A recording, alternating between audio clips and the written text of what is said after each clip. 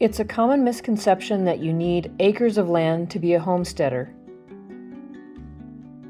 I live in town on a 0.19 acre lot and am currently gardening with about 271 square feet between 4 raised beds, my garden tower, some pots and planting bags, and 2 raspberry patches. The raspberry beds are about 70 square feet.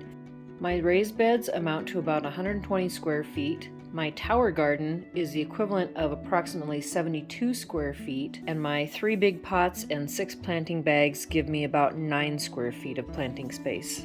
Please like this video if you're excited to learn how to be more self-sufficient, and subscribe to my channel so you don't miss my next video showing you my seed purchases and garden planning, where I intend to grow a year's worth of food in my small backyard. Watch this video for easy ways to begin homesteading for yourself, regardless of how much space you have.